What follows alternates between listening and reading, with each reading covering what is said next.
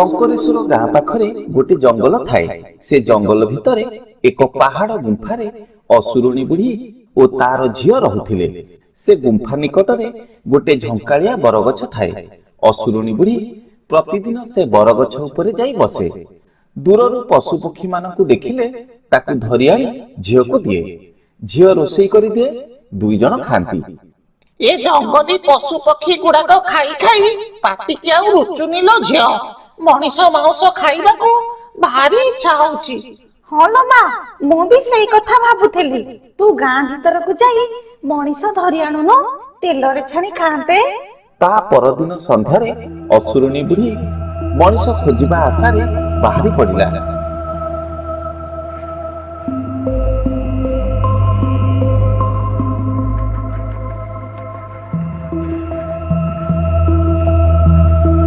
ବୁଢୀ ଗାଁ ଠାରୁ କିଛି ଦୂରରେ ଗୋଟେ ଗଛ ମୂଳରେ ଯାଇ ଠିଆ ହେଲା।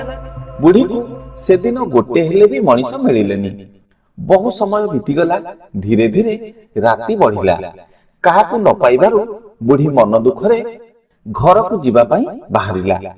କିଛି ବାଟ ଯିବା ପରେ ହଠାତ୍ ତା ନଜର ପଡିଲା ଚାଲି ଚାଲି ଆସୁଥିବା ଜଣେ ସ୍ତ୍ରୀ ଲୋକ ଉପରେ।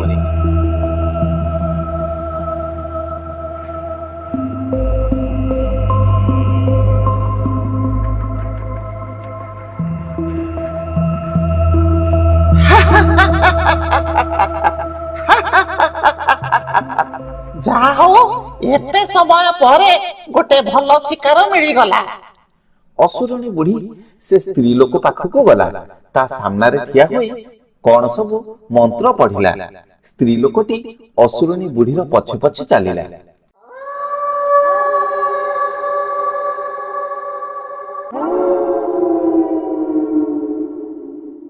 ଦୁଇ ଜଣ ଚାଲି ଚାଲି ଆସି ଅସୁରୁଣୀ ବୁଢୀର ଘରେ ପହଞ୍ଚିଲେ। ଆଲୋ ଝିଅ, ନେ ନେ, ତୋ ପାଇଁ କେଡେ ସୁଆଦିଆ ମାଉସ ଆଣିଛି। ପାଟିକି ଭାରି ସୁଆଦିଆ ଲାଗିବ, ଭଲ କରି ରାନ୍ଧି ଦେ। ମା, ମୁଁ ଏମିତିଆ ମାଉସ ଖାଇବାକୁ ଖୋଜୁଥିଲି। ୟାକୁ ଲୁଣ ପକେଇ ସିଝେଇ ଦେଲେ ଭାରି ସୁଆଦିଆ ଲାଗିବ। ସେଥିରେ ତୁ ଦିଟା କଞ୍ଚା ଲଙ୍କା ପକେଇ ଦବୁ ଲୋ ଝିଅ। ଟିକେ ରାଗୁଆ ରାଗୁଆ ଲାଗିଲେ ଭଲ ଲାଗିବ। ମୁଁ ସବୁଦିନ ଏଥର ଗୋଟିଏ ଲେଖା ମଣିଷ ନେଇ ଆସିବି। ତୁ ତାକୁ ଲୁଣ ଲଙ୍କା ପକେଇ ସିଝେଇ ଦବୁ, ଦି ଜଣ ମିଶି ଖାଇବା। ଅସୁରୁଣୀ ବୁଢୀ ପ୍ରତିଦିନ ଗାଁ ଭିତରକୁ ଯାଏ। ନୂଆ ନୂଆ ମଣିଷ ଖୋଜି ତାକୁ ଘରକୁ ନେଇ ଆସେ। ମା ଝିଅ ମିଶି ତାର ମାଂସ ଖାଆନ୍ତି। କିଛି ଦିନ ବିତିଗଲା। ଦିନକୁ ଦିନ ଗାଁର ଲୋକ ସଂଖ୍ୟା କମିବାକୁ ଲାଗିଲେ। ଲୋକ ସଂଖ୍ୟା କମିବାରୁ ଗାଁ ଲୋକମାନେ ଚିନ୍ତାରେ ପଡିଗଲେ। ମତେ ଯାହା ଲାଗୁଛି ଆମ ଗାଁ ଲୋକଙ୍କୁ ବୋଧେ ହେଟା ଖାଇଯାଉଛି। ହେଟା ଖାଇଲେ ଜଙ୍ଗଲ ଭିତରେ ହାଡ ପଡିଥାନ୍ତା। ବଡ ଆଶ୍ଚର୍ଯ୍ୟ କଥା, ଜଙ୍ଗଲ ଭିତରେ ହାଡ ଖଣ୍ଡେ ବି ଦେଖିବାକୁ ମିଳୁନି। ନା, ଏ ହେଟାର କାମ ନୁହଁ। ଇଏ ହେଉଛି ହିଡିମ୍ବା ଅସୁରୁଣୀର କାମ। ଯିଏ ମଣିଷ ନ ଖାଇବାକୁ ମତେ କଥା ଦେଇଥିଲା, ତା କଥା ସିଏ ରଖିପାରିନି।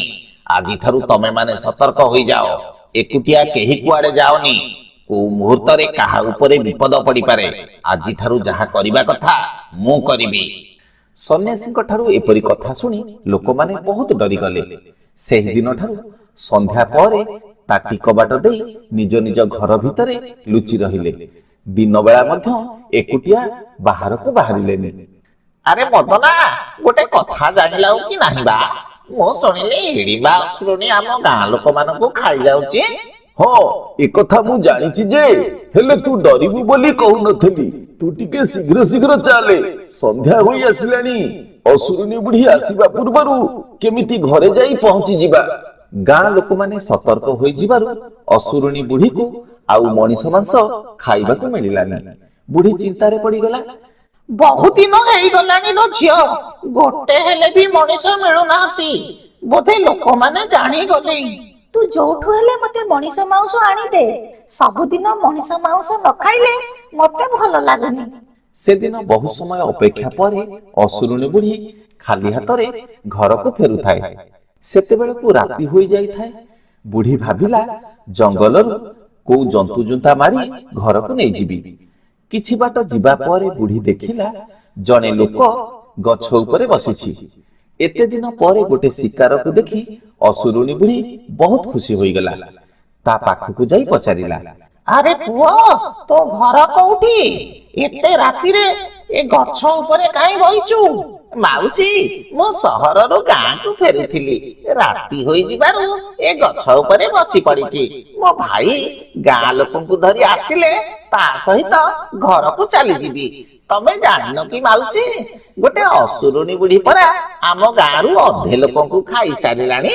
ମୁଁ ଏକୁଟିଆ କେମିତି ଯାଇଥାନ୍ତି? ଆରେ ପୁଅ, ଆଜିକାଲି ଯୁଗରେ ଆଉ ଅସୁରୁଣୀ ଅଛନ୍ତି କହିବୁଟି? ରାମଚନ୍ଦ୍ରଙ୍କ ଅମଳରୁ ପରା ଅସୁର ବଂଶ ଲୋପ ପାଇଗଲାଣି। ତୁ ଜାଣିନୁ କି ଏଇ ବାଟ ଦେଇ ମୁଁ ସବୁଦିନ ଯିବା ଆସିବା କରୁଛି।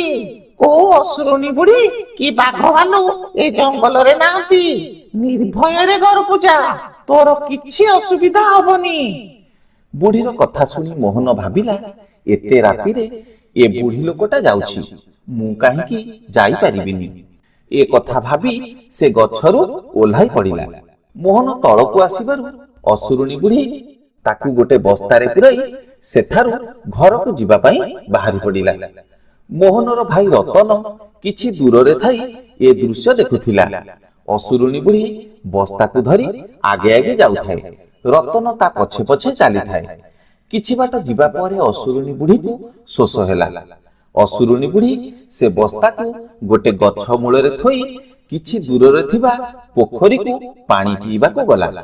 ଏଇ ସୁଯୋଗରେ ରତନ ବସ୍ତା ଭିତରୁ ତା ଭାଇ ମୋହନକୁ ଉଦ୍ଧାର କରି ଘରକୁ ନେଇ ଆସିଲା। ଅସୁରୁଣୀ ବୁଢୀ ପାଣି ପିଇ ସାରି ଗଛ ପାଖକୁ ଆସି ଦେଖିଲା ତା ବସ୍ତା ନାହିଁ। ଚାରିଆଡେ ଖୋଜାଖୋଜି କଲା, ନ ପାଇବାରୁ ମନ ଦୁଃଖରେ ଘରକୁ ଗଲା। ତୁ ପାଣି ପିଇବାକୁ ଗଲାବେଳେ କିଏ ବୋଧେ ବସ୍ତାକୁ ଫିଟେଇ ସେ ଟୋକାକୁ ନେଇଯାଇଛି। ମୁଁ ବି ସେଇ କଥା ଭାବୁଥିଲି ଲୋ ଝିଅ, ଇଏ ବୋଧେ ତାକୁ ଫିଟେଇ ଦେଇଛି। ନହେଲେ ଏତେ ଶୀଘ୍ର ସେ ଟୋକା ଗଲା କେମିତି? ଏପଟେ ରତନ ଓ ମୋହନ ଗାଁକୁ ଆସି ଅସୁରୁଣୀ ବୁଢୀ ବିଷୟରେ ସବୁ କଥା ଲୋକମାନଙ୍କୁ ଜଣାଇଲେ। ସେହି ରାତିରେ ଗାଁର ଲୋକମାନେ ସନ୍ନ୍ୟାସୀଙ୍କ ସହିତ ମିଶି ଜଙ୍ଗଲରେ ଯାଇ ପହଞ୍ଚିଲେ। ସେମାନେ ଅସୁରୁଣୀ ବୁଢୀକୁ ଧରିବା ପାଇଁ ସେଠାରେ ଜାଲ ବସାଇ ଲୁଚି ରହିଲେ। ଆଜି ମଣିଷ ନ ମିଳିଲା ନାହିଁ, କୋଉଠି ହାଡ ଖଣ୍ଡେ ଦି ଖଣ୍ଡ ପଡିଥିବ, ସିଝେଇ ଦବୁଟି, ଭୋକରେ ମୋ ପେଟ ଜଳୁଛି। ତୁ ଯାଇ ଦେଖୁନୁ, ସେମାନେ ବେଶୀ ବାଟ ଯାଇ ନଥିବେ ବା। ହଉ ଲୋ ଝିଅ, ଯାଇ ଦେଖୁଛି। ଯଦି ମିଳିଗଲା ତ ଭଲ କଥା, ନହେଲେ କୋଉ ଜନ୍ତୁ ଜୁନ୍ତା ଧରି ଆଣିବି, ସେଇଆକୁ ଖାଇ ରାତିଟା କାଟିଦବା। ଅସୁରୁଣୀ ବୁଢୀ ବାହାରି ପଡିଲା ଶିକାର ଖୋଜିବାକୁ। କିଛି ବାଟ ଯିବା ପରେ ସେ ଦେଖିଲା ଗୋଟେ ବୁଦା ପାଖରେ ଗୋଟେ ଗାଈ ଠିଆ ହୋଇଛି। ସେ ଗାଈକୁ ଦେଖି ଅସୁରୁଣୀ ବୁଢୀ ଭାବିଲା, ଆଜି ମଣିଷ ନ ମିଳିଲା ନାହିଁ, ଏ ଗାଈକୁ ଖାଇ ରାତିଟା କାଟିଦବୁ। ଏ କଥା ଭାବି ବୁଢୀ ଯେମିତି ସେ ଗାଈ ପାଖକୁ ଯାଇଛି, ଲୋକମାନେ ବସାଇଥିବା ଜାଲରେ ପଡିଗଲା। ଅସୁରୁଣୀ ବୁଢୀ ଜାଲରେ ପଡିଯିବାରୁ ସମସ୍ତେ ମିଶି ତାକୁ ଗଛରେ ବାନ୍ଧିଦେଲେ। ଆରେ ଆରେ ମତେ ଛାଡି ଦିଅ ରେ, ମତେ ଛାଡି ଦିଅ କହୁଛି। ମୋ ଝିଅ ଆସିଲେ ତମ ସମସ୍ତଙ୍କୁ ଖାଇଯିବ। ହଁ, ତୋ ଝିଅ ଆସିବ ଯାଇ ଆମେ ଅପେକ୍ଷା କରୁଛୁ, ତୁ ଜମା ବ୍ୟସ୍ତ ହ ନା। ବହୁ ସମୟ ବିତିଗଲା। ଅସୁରୁଣୀ ବୁଢୀ ଘରକୁ ନ ଆସିବାରୁ ବୁଢୀର ଝିଅ ତାକୁ ଖୋଜି ଖୋଜି ସେଠାରେ ଆସି ପହଞ୍ଚିଲା। ଗାଁ ଲୋକମାନେ ମିଶି ଅସୁରୁଣୀ ବୁଢୀର ଝିଅକୁ ବାନ୍ଧି ପକାଇଲେ। ସନ୍ନ୍ୟାସୀ ନିଜ ମନ୍ତ୍ର ବଳରେ ଅସୁରୁଣୀ ବୁଢୀ ଓ ତା ଝିଅକୁ ଜାଳି ପୋଡି ଧ୍ୱଂସ କରିଦେଲେ। ସେହି ଦିନଠାରୁ ଶଙ୍କରେଶ୍ୱର ଗାଁରେ ଅସୁରୁଣୀ ଭୟ ଦୂର ହେଲା। ଲୋକମାନେ ଶାନ୍ତିରେ ରହିଲେ।